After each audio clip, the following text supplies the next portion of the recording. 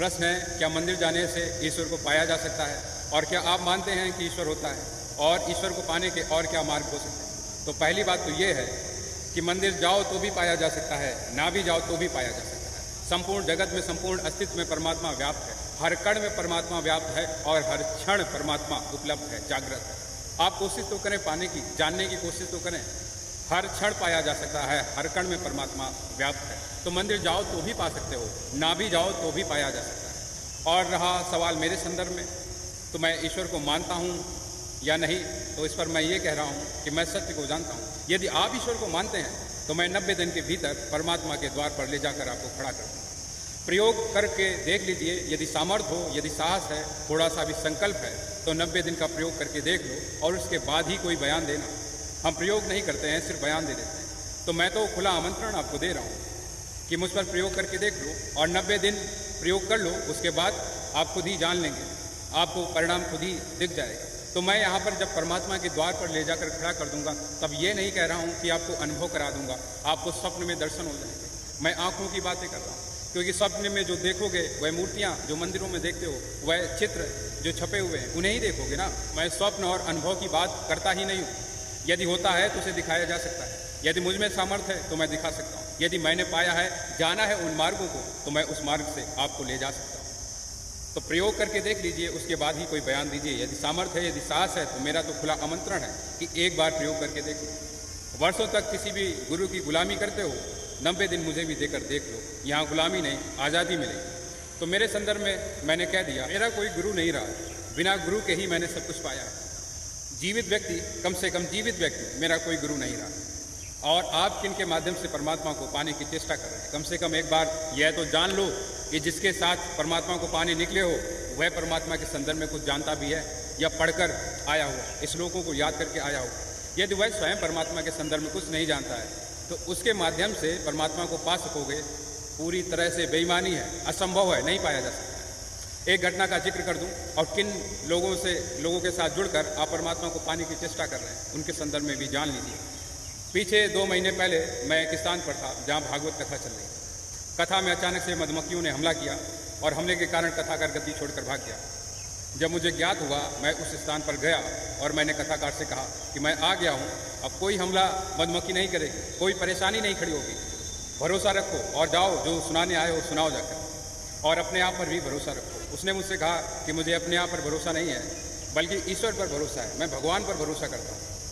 वास्तव में यदि उस कथाकार को, उस व्यक्ति को थोड़ा सा भी ईश्वर पर भरोसा होता, तो कभी भी गद्दी छोड़कर यूँ दुबक नहीं जाता। उसके कई शिष्य भी थे। तो जो 5 लाख रुपए लेकर भगवान पर भरोसा दिलाने आया है, वह तुम्हें ईश्वर को उपलब्ध करवा सकेगा, और जिसका भरोसा ऐसा हो, वह आध्यात्मिकता दिला सकेगा, कोई क्रांति, कोई परिवर्तन तुम्हें ला सकेगा, संदेह है। एक और घटना का जिक्र कर दूं, मेरी उम्र करीब 7 वर्ष। मैं बाबा के साथ एक कथा में गया हुआ था, और मेरे बाबा की बात जब मैं कर रहा हूँ, तो इस जीवन में उनका सर्वाधिक योगदान, उस दिव्य पुरुष का, उस ईश्वर को जिसे भुला दिया गया, उसके संदर्भ में कभी विस्तार से कहूँगा आपसे, तो उनका योगदान सर्वाधिक है। और अंतिम बार जब मैं उनसे मिलने गया था, उन्होंने मुझसे कहा था कि तुम्हारा जन्म नहीं हुआ है, तुम आए हो, सत्य के साथ खड़े रहना, गर्दन कटे तो कटवा देना, अपनी आत्मा का सौदा मत करना, सत्य को बेचना मत। ये अंतिम उनकी बातें थी जो मुझे कई वर्ष तक समझ में नहीं आई।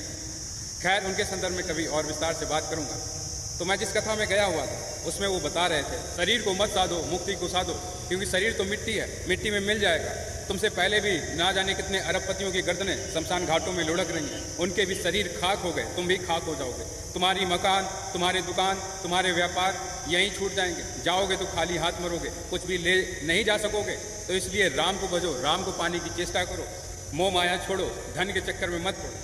तो कथा उन्होंने कही, वो अंतिम दिन था, और जब मैं उनसे मिलने गया तो वह एक सेंट की शीशी के लिए अपने शिष्य को डांट लगा रहे थे, और आगे जब उनकी विदाई हो रही थी तो वह अपने जजमान के साथ झगड़े पर उतारू हो गए।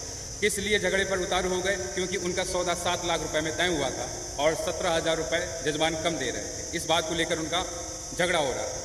तो जो आदमी स्वयं धंधा कर रहा है, स्वयं धर्म को बेच रहा है, रामायण को बेच रहा है, गीता को बेच रहा है। गीता कहते समय कृष्ण ने अर्जुन से नहीं कहा था कि ये वाला राज हमको दे देना, हम तुमको गीता सुना रहे हैं, 5 करोड़ रुपए दे देना। या महर्षि वाल्मीकि ने रामायण लिखकर आपसे नहीं कहा कि मुझे 5 लाख रुपए दे दो, 1 करोड़ रुपए दे दो, लेकिन आज उनकी किताबों को बेचा जा रहा है, अर्थ की तराजू पर तोला जा रहा है और आप खामोश रह जाते हैं। और फिर ऐसे लोग अपने नाम के साथ गुरु श्री श्री 1108 महाराज जी पता नहीं कितनी भंगिमाएं लेकर बैठे हैं। ये जो उपमाएं लेकर बैठे हुए हैं, ये जो विशेषण लेकर बैठे हुए हैं, इनके विशेषणों का विश्लेषण करना पड़ेगा। यदि समाज को, यदि सभ्यता को, इस विज्ञान को बहुत ऊंचा ले जाना है तो चोट यहाँ करनी होगी। करते क्या है, रामायण पढ़कर सुना रहे हैं और उसका पैसा जो स्वयं परमात्मा का धंधा करता हो, उसे बेचता हो, उसकी पवित्र पुस्तकों को, उसके धर्म ग्रंथों को बेचता हो, वह कभी परमात्मा तक ले जा सकेगा? अपने आप से ही पूछ कर देखना, जो बैठकर यह विचार कर रहा है कि पिछली बार जजमान ने 51,000 रुपये दिए थे, शायद इस बार 1 लाख दे दें और स्वाहा, तो ऐसा व्यक्ति तुम्हारे घर में शांति ले आ सकेगा? तुम्हें परमात्मा तक तुम्हारी मुक्ति तुम्हें दिखा सकेगा? ये सवाल अपने आप से ही पूछना। तो ऐसे लोगों के चक्कर में यदि पड़ोगे तो परमात्मा तो बहुत दूर की बात है, अपना निजी जीवन, अपना भौतिक जीवन भी तबाह कर लोगे, बर्बाद कर लोगे। पीछे 3 बरस पहले मैं प्रयागराज में था और एक कथाकार के यहाँ पर मेहमान था। उनकी उम्र 60 बरस थी और उनकी पत्नी की मृत्यु हो चुकी थी। अपनी प्रेमिका के साथ में रहते थे। मेरी दिलचस्पी इस चीज़ में थी कि वह 60 बरस के होने के बाद भी उनका चेहरा बहुत चमकता था, बहुत आभा थी उनके चेहरे पर। तो मैं उनसे अक्सर पूछता कि किस कारण से आपका चेहरा इतना चमकता है, तो वो कहते सब धार्मिकता है, सब भगवत्ता है, तपस्या का फल है, इस कारण से मेरा चेहरा इतना चमकता है। एक दिन यही सवाल मैंने उनकी प्रेमिका से पूछा तो उन्होंने बताया कि बेटे 50 से 60 हज़ार रुपये इनके पाउडर पर खर्च होते हैं, ये पाउडर खाते हैं, उसके कारण इनका चेहरा चमकता है। उनके बहुत से शिष्य हैं, तो जो बाहर से इतनी मेहनत करके चेहरा चमका रहा है और धर्म अध्यात्म को पढ़कर जानने का दावा कर रहा है, और ऐसे लोगों के चक्कर में पड़ोगे तो फिर कहीं नहीं पहुंचोगे। आज ऐसी मशीनें उपलब्ध हैं कि सामने वाला झूठ बोल रहा है या सच, उसका पता लगाया जा सकता है। तो मैं बार बार आपसे कह रहा हूँ कि करोड़ नहीं 10 करोड़ रुपए दो, 1000 करोड़ रुपए दो, आपकी मर्जी, लेकिन एक बार इनका परीक्षण तो करा लो। उन मशीनी परीक्षणों से इनको गुजार दो कि ये सच में जो कह रहे हैं, जानकर कह रहे हैं, परमात्मा को पाकर कह रहे हैं, या किताबें पढ़कर आए हुए। आप हैरान रह जाएंगे, इसमें सर्वस्व दुनिया में ऐसा कोई आदमी नहीं है जो परमात्मा को उपलब्ध हो और जिसमें सामर्थ्य हो वह मशीनी परीक्षण से गुजरे। मैं राजी हूँ, मैं जो भी बातें आपसे कह रहा हूँ, मैंने आपसे भी कहा यदि आपकी पहुँच हो तो मुझे वहाँ तक ले जा सको। नहीं, मैं धीरे धीरे वहाँ तक पहुँचूंगा और जो बातें कह रहा हूँ उन्हें उस मशीनी परीक्षण पर भी कहूँगा। मैं अपने आप को मशीनी परीक्षण से गुजारने को राजी हूँ और मैं आपसे लगातार कह रहा हूँ कि एक बार प्रयोग करके देख लो, जो भी मैं कह रहा हूँ उस पर प्रयोग कर लो और उसके बाद जो परिणाम निकलेंगे वह आपका विश्वास बन जाए।